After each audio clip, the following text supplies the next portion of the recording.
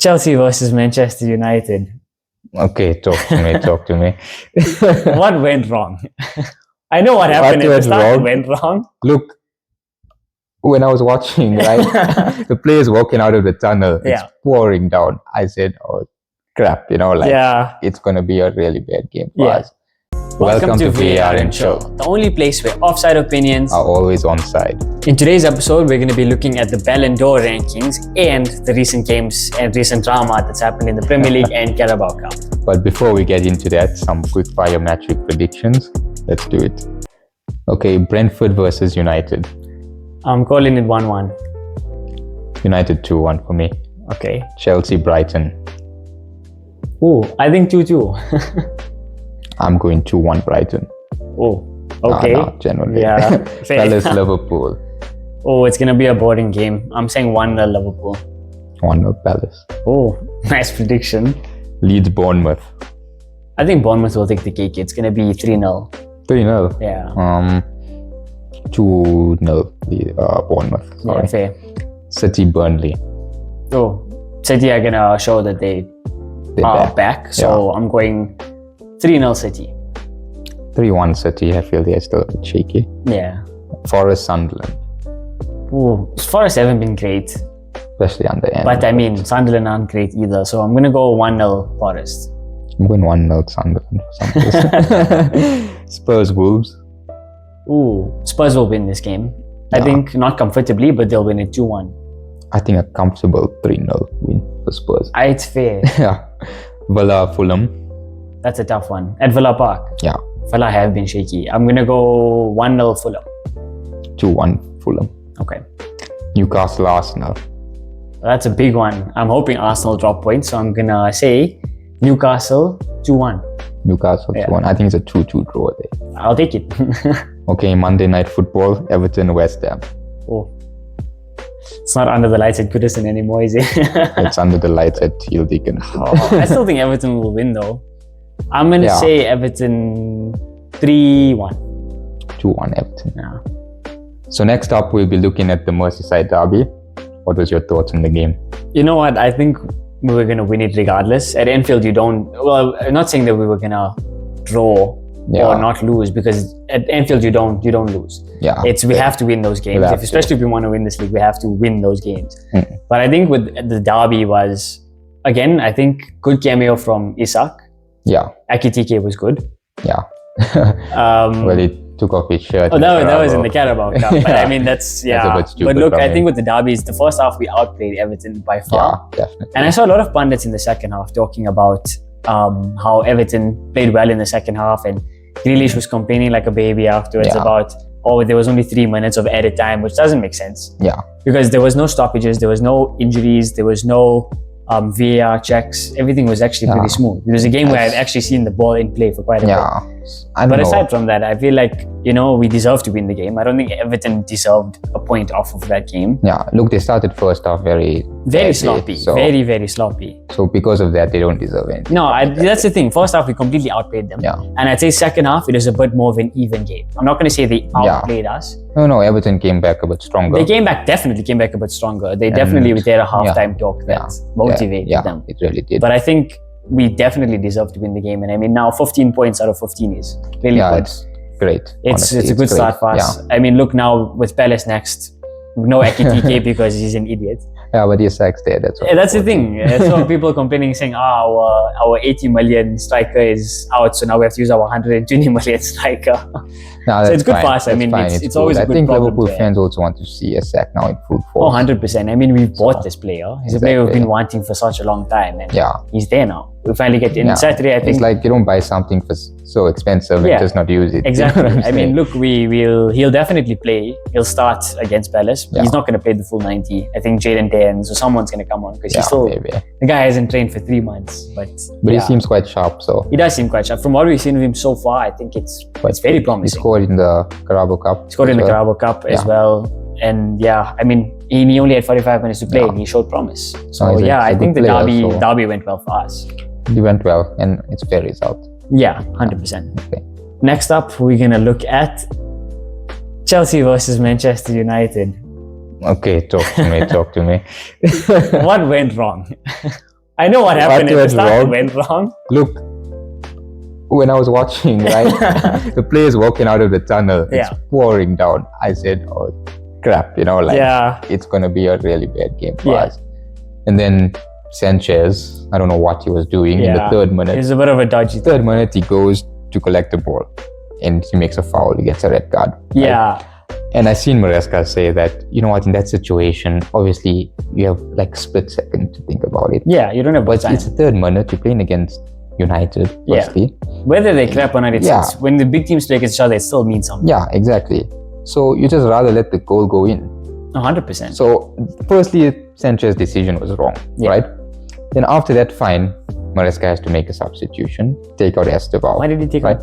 That's what I'm getting at, right? Yeah. So he took out Estevao for Jorgensen, now the goalkeeper. I feel that's fine. Yeah, you have to. But in the same breath, he takes out Pedro Neto, one of our fastest players. And we're going to be playing on the counter-attack. Yeah. We didn't know Casemiro was going to be stupid and get a red card. Yeah, but that is also so late in the game that it was too late by then. And then to top it all off, Cole Palmer gets injured 21 in the next minutes minute. Into the game. And then he has to come off. So I feel the substitutions really messed up. Yeah, I think Maresca's got it a bit wrong there. Got it wrong. He should have waited a little bit to see it out. Make that first change for the keeper. You have to make it. Yeah. But from there, just try to control the game and see. It's tough. 100%. But I think with the Sanchez red card, I didn't watch the game properly. Yeah. I didn't even see I saw the highlights and everything. But what I was thinking was when he came out and he made the tackle on Mbeumo, I felt like Mbeumo's touch was quite heavy, and that.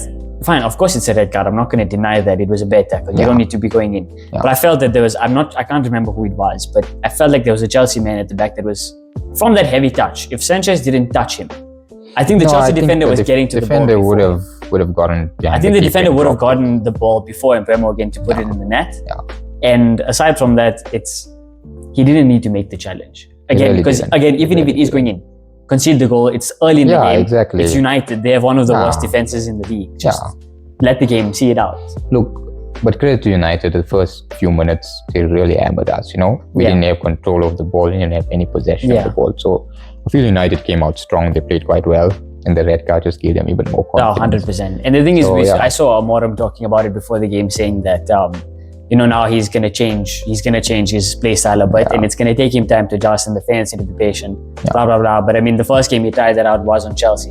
And look, it proved to be decent at the start of the game because the pressure was a lot, and they played much more high press than they have been for the past 8-9 months. So I think in that sense, United are showing a bit of improvements, but I still don't think they have what they need to come back. No chance. Look, I feel fine if Chelsea had to lose to them so that Amorim stays. That's fine. Yeah, that's the thing. Okay. I think Maresca has done the Premier League a favor and kept Amorim in his job. So maybe tactically that was a good thing. Tactically, he did it for the league. For the league, yeah. So let's see. But look, I think Chelsea will definitely bounce back. Look, I said we're going to lose. Yeah, this weekend. But that's because Brentford and Bayern. And as well in the Carabao Cup, we played terribly. Literally. But I mean, you didn't start a full squad as well. You didn't start a first against Lincoln, you expect to dominate the game. Look, I mean, look we ended up winning, right? Yeah, we ended up winning. But still, I mean, defensively, we're very shaky. Yeah. Teams are going to see that, and Brighton will see that as well. And Brighton, they have a good attacking force. That's the thing. They do. And the thing is, you never know with that situation, because I always think about last season when we played Plymouth. Yeah. We had a very bad team on the pitch, but it should be enough to beat Plymouth. Yeah. And we lost. True. So you never know with that situation. Yeah. So I feel like Maresca is not prioritizing the Carabao Cup. Like he's gonna obviously if they make it far, they'll play better, then you have to play a better team. I feel he's prioritizing the league more than anything. 100%. Not even Champions League, nothing, and that's good because Chelsea is not in that space to challenge for all of the trophies now. So I mean, this, like we said at the start of the season, it's still a transition season for Chelsea. Yeah, they'll get to where they want to be. It's going to take some more time, because before it was buy players, too bad, sell. Buy players, too bad, sell. Yeah. Now it seems like they actually we have some foundation there now. So there's a foundation and it needs time to be worked on. So I think Maresca is going to focus. I think he's going to focus on getting top 4 for the Premier League. He's going to focus on getting relatively far in the Champions League. Maybe round of 16, maybe quarterfinals. Maybe if they make it further in the Carabao Cup, try and win that. Try and maybe win the FA Cup. It all depends how things pulled out, later on in the month. So and injuries. I mean, you never know. Yeah, you don't know. Honestly, I feel like even with Neto and Estevao coming off, I felt Palmer still would have been a threat, and it was just unfortunate. No, definitely. Palmer, it takes him a split second. That's the thing. He's one of those players he can make a game out of. Yeah, but look, he has an injury, so if he needs to rest, rather let him rest so he can come back fresh. So fair enough, I guess. Yeah. And then the last game for the weekend was, well, the last one we're going to talk about is Arsenal versus Man City. Yeah, look, great goal from Martinelli at the end. Yeah, fair but enough. I feel City is still not back where they want to be. 100%. City will get back. No, they will. Like I said before the game, I said I wanted a draw because I'd rather be. You wanted both teams to lose. I wanted both teams to lose, which is impossible. But I'd rather, like I said, I'd rather be that. What was it? 5 points ahead of Arsenal rather than being 6 points ahead of City. Because I know City can bounce back, and I know that I've experienced it before. They'll come back and it's true. It's true. Arsenal will always bottle it. Yeah. Whether they do well the entire season, at the end they will bottle it. Yeah. So I'm not really worried about Arsenal in that sense. Look, they are a good team. They're definitely better this season than they were last. No, they were. But and look, their signings as well. Madueke played really well. He played really well. Unfortunately, he's injured. He got injured. Yeah, he got injured, and he's going to be out for a while. Yeah, I think it's a big miss for them. Big miss for them, for sure. But for City, in terms of City, I think they will also bounce back. And I've said it before. The script was already written. It was going to be City leading the game. And right at the end, Arsenal were going to come back and equalize. Yeah, that's true. That's just how it works. That's how it works. But look, we both take the point. Oh, 100%. 100%. Good for Chelsea as well. Good for Chelsea, good for Liverpool, good for anyone who's fighting for the title. Yeah, that's a result that you need. Yeah. But I think the one thing that I noticed that a lot of people are complaining about online, some Arsenal fans actually, and I low-key agree with it. Mm-hmm. These guys always claim that they are mentality monsters. Arsenal, right? They claim that. Okay. It is now the 91st or 92nd minute of the game. You're up against one of your biggest rivals at your own ground. You're at the Emirates. Yeah. You equalize in the 91st minute. There's 6 minutes to play. Do you get that ball, pick it up and take it? Or do you go and celebrate like Martinelli did? You pick it up and you take it. You have to. Because if that's your mentality to be challenging for the Premier League, then you have everyone in the squad should be able to know that. Pick up the ball, let's go. 6 minutes left, we can win it. We can win it. That's the thing. They complained the whole week about us, about how we have so much of added time. It's only for Liverpool to win the game. They had it. They had another 5 to 6 minutes to play, and they went to go celebrate instead. Yeah. So what kind of mentality monsters don't go and take it to say, we can still win this? They celebrated a draw against City. They are happy with the draw against City.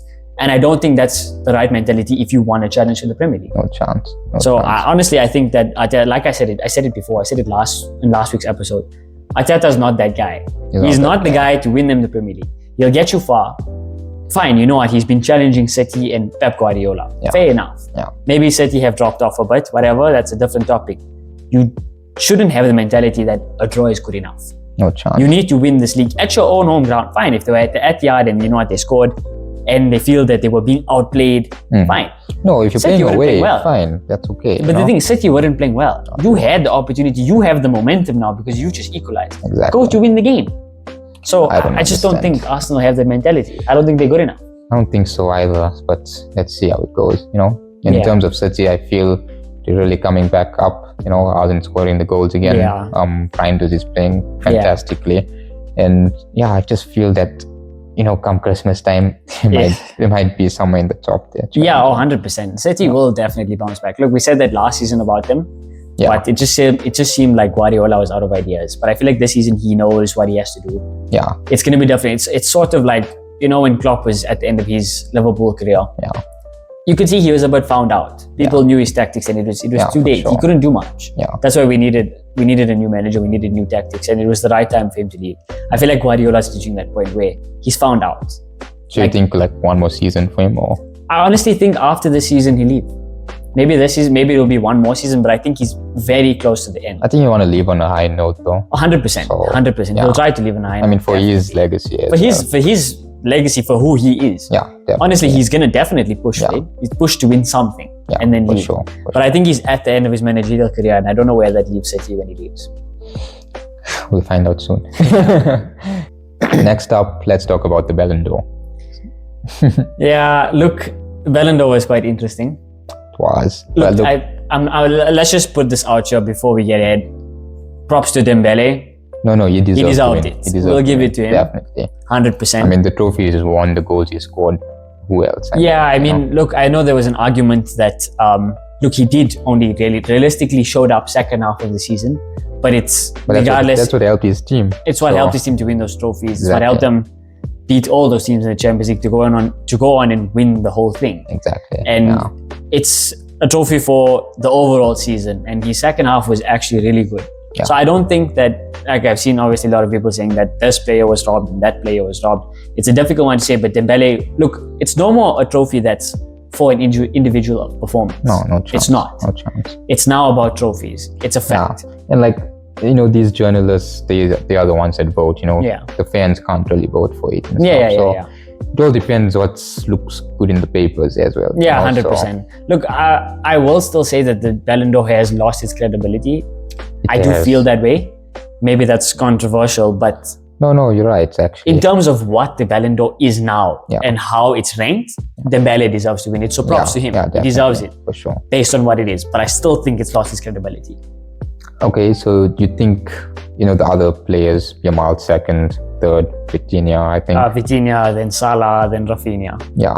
So how do you think? You think Rafinha should have ended fifth? I don't think Rafinha should have ended fifth. If I'm going to be dead honest with you, based on how I think the Ballon d'Or should be ranked and based on how it actually should be ranked. Yeah, give me a list actually. Top five? I'll give you a top five, right? If you've watched most of the games and you've seen how these players play, based on it, fine. Dembele, I'll give him that first place. Yeah. Because he deserves it, right? The trophies, the goals, the important goals, he's done it. Yeah, sure. Fair, right? Between second and third, it's hard to pick for me, and people are gonna say I'm biased. Salah. Yes. Honestly, if you look at last season, we've seen it countless of times where we've been saying Salah has been one of the best players in the Premier League. He's been one of the best players in the world for 7-8 years now consecutively, right? Yeah. And I will tell you for a fact, as someone who watches every single Liverpool game religiously and watches most Premier League games, I can tell you that last season, that was Salah's best season for us. Yeah. He's never topped those numbers. And it wasn't even just about numbers, because that first season he came in, he was amazing. He scored a crazy amount of goals, crazy amount of assists. He took us to the Champions League final. But his play was just not as good as it was last season. Yeah. This man, you must remember, this man actually, him and Van Dijk, carried us to that Premier League last season. It's true. We lost to PSG on penalties, the team that won the Champions League. We lost in the final of the Carabao Cup. I think that's what gave Dembele the Ballon d'Or. Honestly, I think so too. I think if we had to make it to the final, I think Salah would have won it. Really? Yeah. Because, I mean, with Rafinha's case, if you're looking at, obviously there's a lot more factors, but I'm saying for that specific case, Rafinha, Barcelona lost to Inter, and Inter was so bad in the final. Yeah. It looks bad for Barca. That's true. So look, based on the numbers and stats, second and third, I'm going to go between Salah and Rafinha. I can't really pick between the two of them. I would say Rafinha second, Salah third. That's fair. I mean, there's a debate for that, right? And that's all well and good. But I think Salah coming fourth and Rafinha coming fifth, both of them didn't deserve that. Yeah. They should be second and third, regardless of who you put second and who you put third. Cool. Fourth, I would have given it to Vitinha. Sure. And I would have put Yamal fifth. Yeah, that makes more sense. The thing is, right? I'm not disrespecting Yamal. He's one of the best ballers in the world, 100%, and he's got a bright future ahead of him. He does. You can see it. Yeah. Just the way you can see from a player when they're young, how they play. Yeah. This guy's going to be a baller. Giving me Neymar vibes. Exactly. But the thing is, I don't think Yamal's been that good to be ranked second. Yeah. Like, I won't lie, when I was watching the Ballon d'Or ceremony, you're sitting there and you're watching and they say, oh, it's between Dembele and Yamal. I was thinking, it has to be Dembele.